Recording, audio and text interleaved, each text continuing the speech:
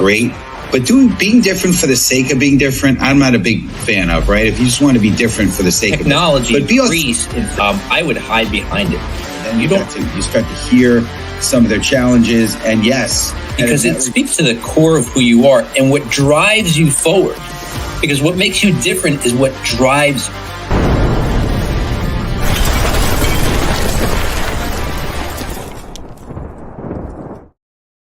All right. Good afternoon, everybody. Welcome to the Master Connector Show. I'm your co-host, Rob Genovese, and my co-host, Steve Spiro, will be on in just a second. But I want to welcome you all. And if you're just tuning in for maybe the first or second time, understand we're coming at you every Wednesday live, 1 p.m. Eastern time. And we've always got great guests. You're going to want to know who's coming up. And so what I'm going to do is I'm going to put the website right here, masterconnector.show. Go to masterconnector.show. And see all the future shows we have coming up. Steve is always great at getting amazing guests. People who are going to share their experiences, share their expertise, share their skill sets to help you become better at what you do, to excel. You know, we're big on creating community, building connections. In fact, Steve and I, we first met about 26 years ago. Two former shy guys, two introverts, who got into networking, and I'll say I was clueless. I would never say that about Steve. But look, you know, everybody's got a journey. Everybody's got a journey. And, you know, it took me quite a while to get into a place where I was comfortable and even confident talking to a lot of people. I couldn't even talk to you if you were a high school friend and I saw you in the store. In fact, that actually happened. I ran the other way because I was so terrified of talking to people. I couldn't do it. So it took me a long time to be able to get to do that. And, you know, today I'm a brand builder. And I help people build brands. And, you know, it's going to tie right into our guest today because she's amazing. She's going to teach you some good stuff. So I'm going to introduce her in a couple minutes. But I want to bring on the master connector himself, Mr. Steve Spiro. What's up, Steve? Robbie G, my friend of 20 plus years. How's it going there, sir? Going great, man. Going great. Oh, man. I'm pumped to be with you and to be on the show here today. So community, make sure you get in the comments, you connect with each other. You know, this show is for you, right? And here it is, right? Let us know where you're tuning from, the city, the state, the country. All right. And because we don't know, we get a number sometimes and we don't even know who's there. And unless you're in the comments, we don't know you're here. So please acknowledge yourself in the comments. And certainly we want to hear if any questions as we kind of dig into this topic. But what's going on, friends? Steve Spear, the Master Connector, coming at you live and direct. You know, effective communication is the cornerstone of meaningful connections, you know, transcending mere words to create genuine understanding and empathy. You know, to truly connect with others, we must go beyond surface level exchanges and engage in active listening. I love that, right? Just listening and, you know, not listening, you know, connecting and listening to understand versus listening to be understood or to be heard, right? You know, and to truly connect with others, you know, it also means reflecting and responding with authenticity, right? Super important. Big part of the show today is about authentic connection, right? And so this involves not only hearing the words spoken, but also sensing the emotions and intentions beyond them. That's key. That takes some skills. It's taken me a while to kind of get there, right? But I've learned a lot over the years, and I've got some incredible mentors, and I love sharing about this on stage into how to really connect. That's why I'm not the master networker, master connector, right? You know, when we communicate with the intent to connect, we bridge gaps and foster relationships that are built on trust and mutual respect.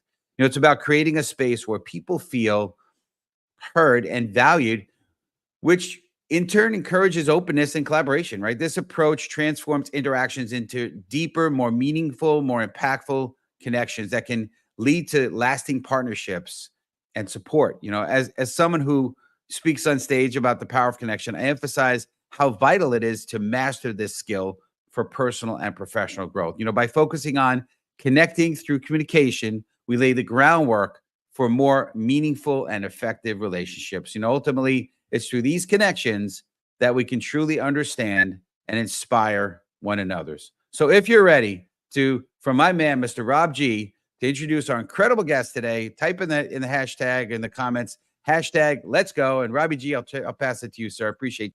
All right. Thanks, Steve. Appreciate it. All right. So like I said, we have amazing guests coming on the show, and today is no exception. Catherine S. O'Donnell is a dedicated brand visibility coach committed to empowering entrepreneurs. She specializes in enhancing brand presence and attracting ideal clients. She crafts meticulously designed strategic branding initiatives. That sounds intense and awesome, and I love that. With her expertise as a communications consultant, Catherine excels in creating tailored communication strategies that effectively communicate brand messages and engage target audiences. Please welcome to the show, Catherine S. O'Donnell. What's up, Catherine? Hi. How are you both? Good to have you. It's great being here. Thank you so much for having me. That's awesome. It's our honor to have you on, Catherine, for sure. Thank Very you. cool. And maybe you'll play on that piano behind you, play some tunes for us. Oh yeah, I love it. I did great. used to play when I was a kid. Oh, okay. Yeah, Good to know. yeah, Good to yeah. know. We're a very musical family, so I whether I love it. wanted to or not, we would be playing.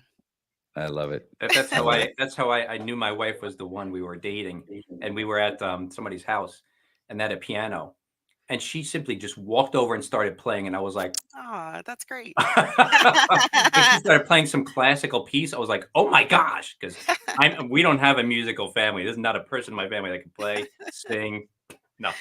My mom started to pick up the guitar, and my parents had some relationship stuff. But anyway, as my mom, started learning the guitar, my dad says to her, he says, my mom says to my dad, do you want me to, play anything for you? He said, yeah. Do you know how to can you play Far, Far Away? But right? They got divorced not that long after that. But anyway. But anyway.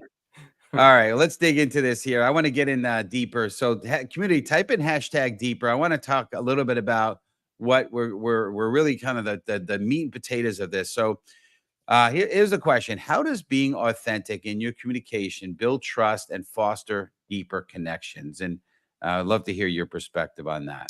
Yeah, definitely. So when people tend to be just like what we were talking about in the introduction, where we were talking about something personal for ourselves, that we make ourselves more relatable and we become more authentic so that people feel like, hey, I can relate to that person. Hey, I'm a music person. I come from a music family as well. And it just allows people to feel like they're more connected to you and that they want to be able to get to know you a little bit more, and it builds that trust that a lot of times that everything is so virtual now that it's really hard to get to know people and connect with people. Absolutely. Yeah. So true. So, and when I talk to people, it's interesting. I had a call yesterday, towards the tail end of the day.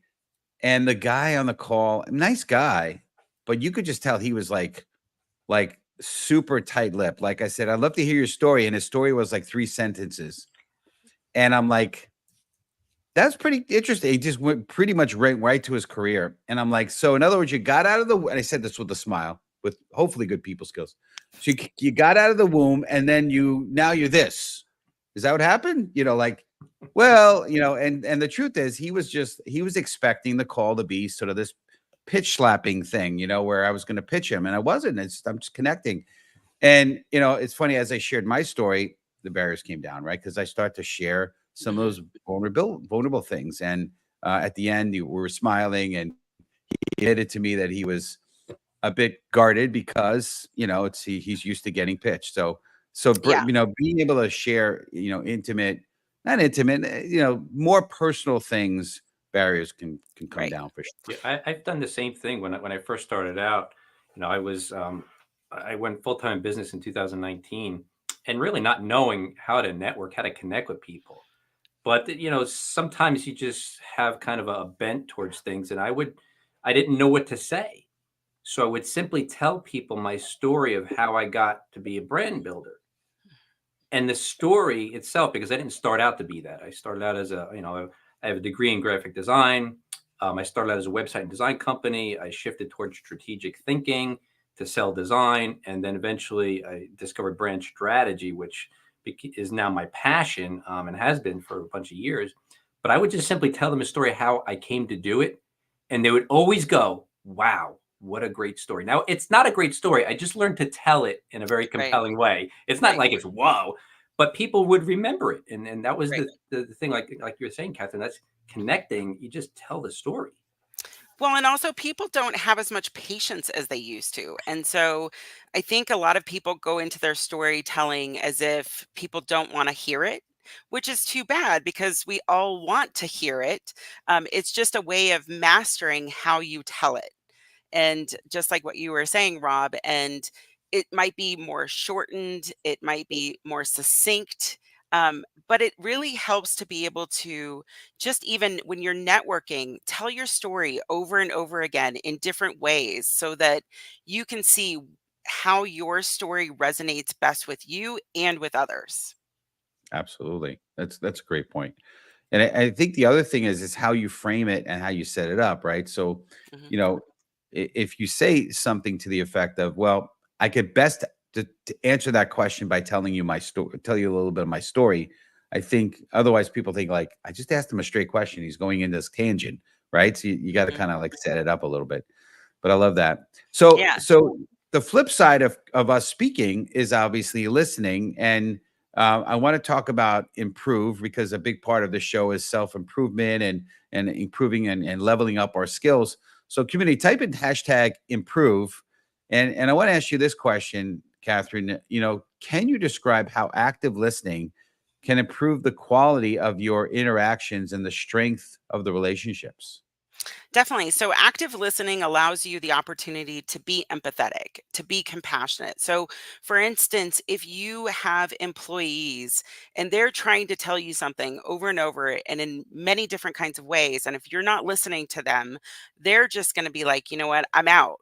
Like, you really need to be able to be empathetic to them, and everybody has something going on.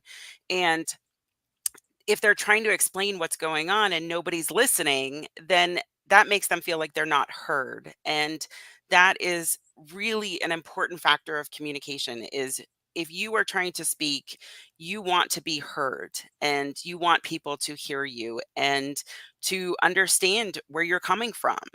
And that's a really important part of active listening. Let Yep, me ask you this, absolutely. Catherine, because what you said right there, and so look, Steve and I, like we were saying, did a lot of networking. And I've heard the pitches, I've heard the introductions, I've heard all these things, and I've seen people not get business like at all. And they're going, "Oh, this networking thing doesn't work." Hmm. And I'm like, "How do you tell somebody you're not connecting?" Like, what do you do, Catherine, when you see that? I mean, obviously, you hope that people come to you and say, "Hey, look, I'm not really sure how to connect. You're the master. Can you teach me?" But do you ever tell anybody? Can you help somebody who doesn't see it? Well, there's always a really nice, soft way to be able to share information with people. And so to be able to say, hey, you know what, maybe try this tactic. Maybe that might work better if somebody's saying, hey, I'm not able to connect with people and this networking thing isn't working for me. I mean, we all are put into situations where we're not comfortable. And some of those are networking for people, whether it's in person or it's online, but if somebody's saying, "Hey, it's not working for me," then as experts, if you know how to connect with people, you can easily just say, have you tried this? Have you tried that? And do you feel comfortable? Because obviously, trying something and you wanting to be and feeling comfortable is how you're going to get your message across. If you're not feeling comfortable, if you are sitting in a room and you have to talk in front of thousands of people and you're not feeling comfortable with it, I mean, sure, we all can get butterflies. We can all feel um, worried or concerned right before we go on, but we have to kind of take a little bit of a leap.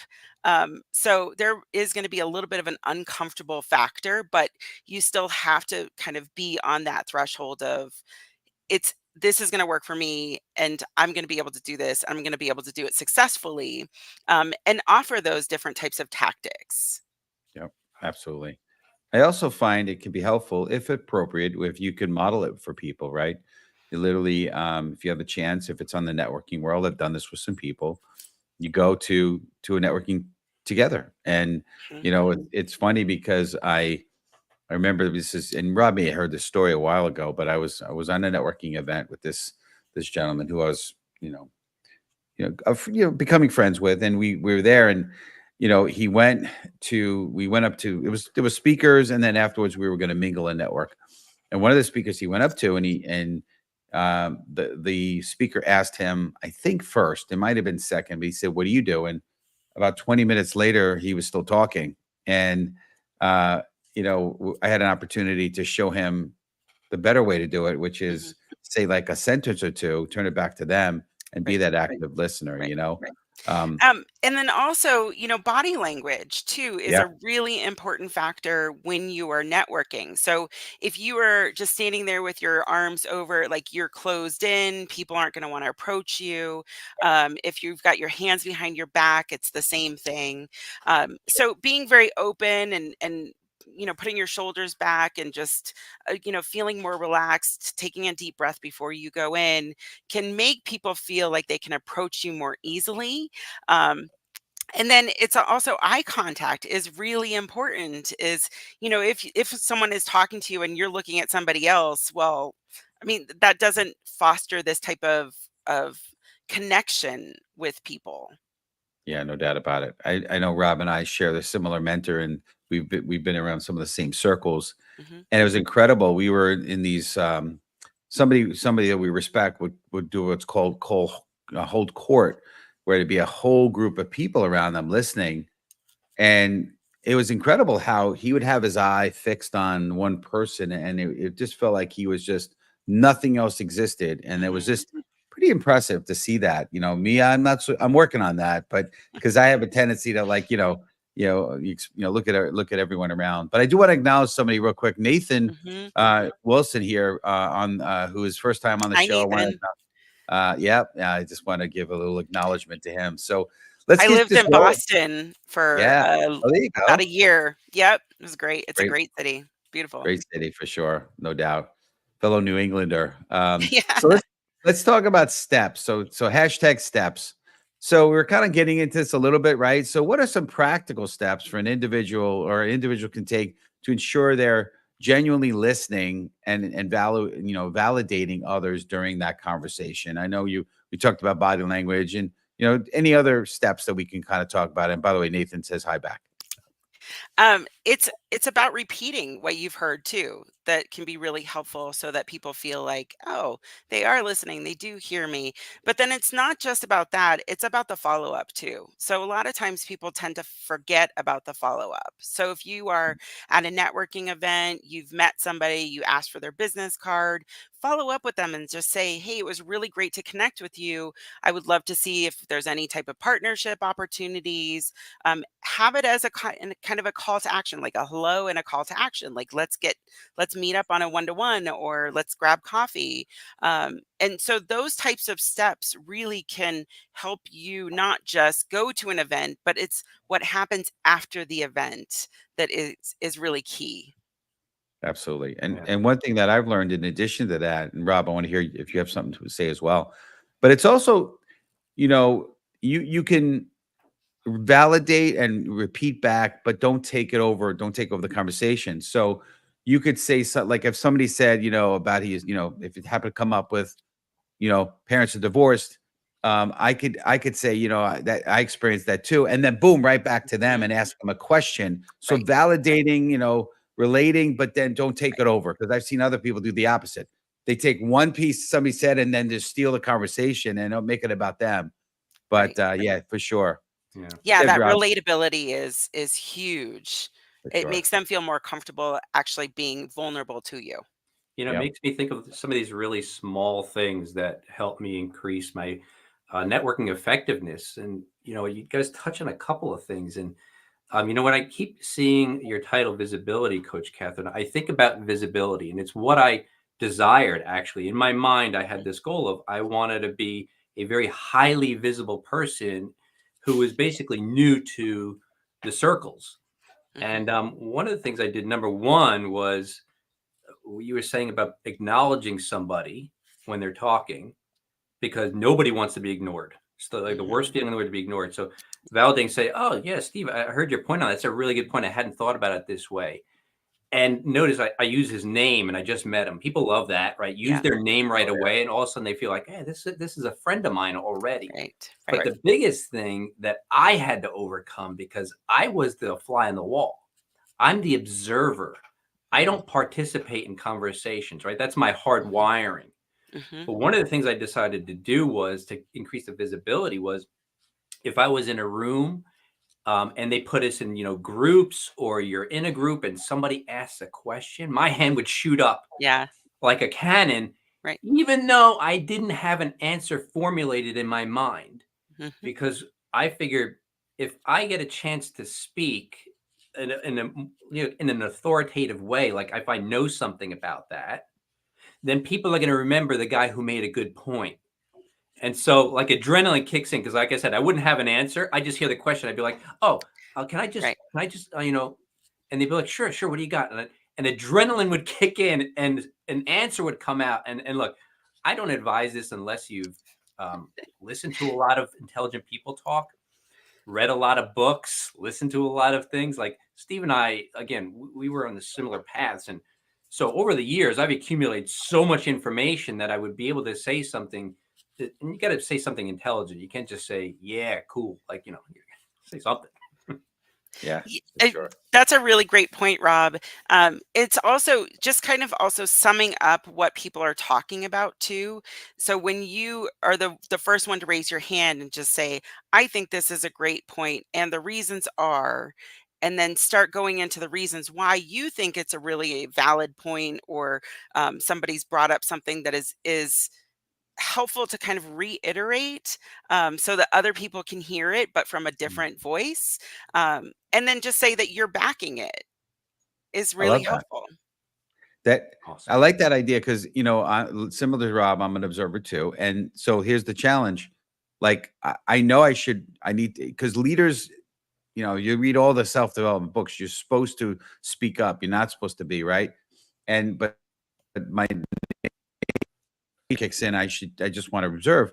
I love that, but then my concern is I'm gonna get a little stuck when they call on me. So I love what you just said, because then you could validate it, buys you some time to formulate, and then you kind of boom. So I'm gonna steal that. I want to acknowledge Yolanda, by the way, incredible community member of the team here, and she says it's important to let the speaker finish their thoughts before responding. So we appreciate you, Yolanda. As always, you're amazing. So hey, there's a buzzword out there, you kind of hear it a lot nowadays. It's almost become cliche, but it's EQ, right? Emotional quotient, right? Versus IQ. And so here's the question. So community, type in hashtag EQ. But here's the question, how does emotional intelligence contribute to managing and responding to emotions in a way that enhances communication? Yeah, that has a lot to do with body language and tone of voice. So some people who are more on the emotional side, they can feel more sensitive to a tone of voice. So I'm going to use job seekers as an example. Is, they go in for an interview and somebody has a certain type of tone of voice and they're like, you know what, I'm not going to keep trying for this job because they obviously don't like me. Their body language was making me feel that way. Their voice was making me feel that way. But on the other hand, it could be that they were really stressed at the time. It could be lots of different factors. So I would say if you are a job seeker, you've been in that type of scenario, don't give up, because those feelings that you might have had could have been a one-time instance. And it doesn't mean that you can't actually get the job, type of thing. Right. Absolutely. That's great. All right, I want to sneak one in and we're going to wrap up here. So I want to talk a little bit about empathy, and then we're going to kind of close down the show here. So hashtag empathy community, right? And we started to allude to some of this, but being empathetic versus sympathetic, right? And trying to relate to people, right? So what does the role of empathy play in creating a supportive and understanding environment through effective communication?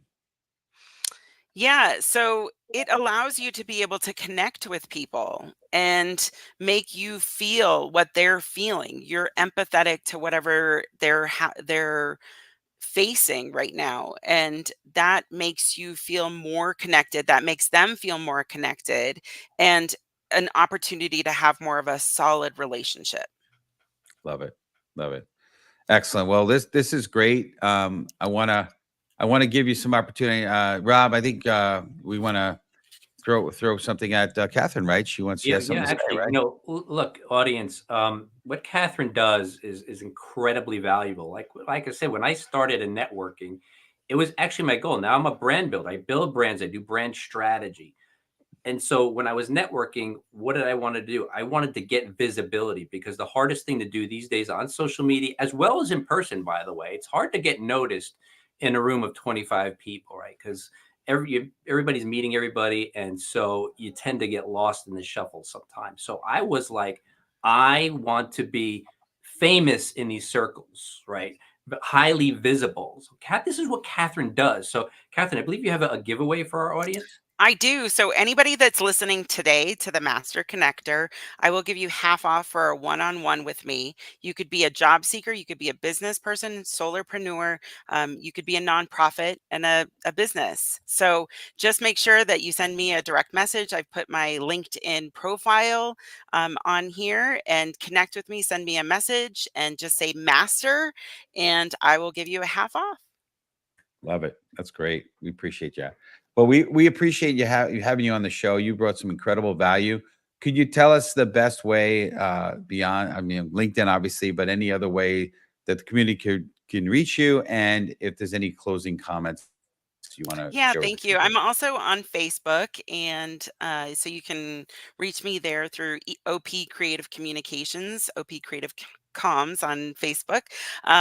But yeah, if you are looking to increase your visibility, whether you are a individual, a business, or a nonprofit, and you're just feeling stuck, you need people to be able to find you and to give to you or support you, then contact me. I'm happy to help. Awesome. Appreciate that. Rob G, I'll pass it to you, sir. And Catherine, we just appreciate you. The community loves love what you had to say today. Thank Thank Yeah. you you. so much. Thank you for Thank you for joining us, having Catherine. me. This has been Thank amazing. you. All right. We'll see you soon. Wow, good stuff. And listen, audience, I'm hearing what Catherine does in terms of visibility. And, whenever I hear her talk about, or anybody talk about stories, stories are very powerful. And Steve wrote his story down somewhat in the form of a book. We want you to be able to read the thoughts of people who have overcome, to win, to succeed, to accomplish. Now, I know Steve will tell you he hasn't hit his goals yet. Few of us have, because we're always setting new ones. That's the key. You hit some goals and you set new ones. But we want you to pick up Steve's book, The Tao of a Master Connector. I'm going to put it in the chat shortly. The way an introvert became a master connector. You want to be a master connector. Now, this means that you're able to walk into any room, whether it's virtual, whether it's in person, and be able to connect with people by gaining visibility and being remembered. So I'm going to put it in the chat now. Pick up Steve's book. I read it. Fantastic book. I appreciate you writing that book, Steve, because people need to know that there's an overcoming story. I appreciate that. And I know you're at some point got a book you're going to be getting out soon as well. So can't wait for yours. But yeah, listen, it's been great. And, a big part of why I love being on stage is because I have the ability to make an impact and really, you know, value for people. So again, community, we just appreciate you. Thank you. We're glad you're here. That we're here for you. We don't make money on this, but we certainly appreciate you. So make sure tune in next week, August 21st. You're going to get to hear the Steve and Rob show. Okay, we're going to talk about building authentic influence. All right, so it's going to be great. Normally we have a guest on. We wanted to kind of come at you just live and direct, just Rob and I. So we're going to have a great time bantering back and forth and sharing our knowledge and experience. So don't miss it. Go to masterconnector.show for that, as well as if you're interested in sponsoring an episode, go to masterconnector.show and see how that would work for as well. So again, we appreciate everybody. I want to close with a little bit of a story. I've been doing this lately. So, after losing her job during the Great Recession, Elizabeth Gilbert, the author of Eat, Pray, Love, turned to writing and shared her personal journey of self-discovery and resilience with the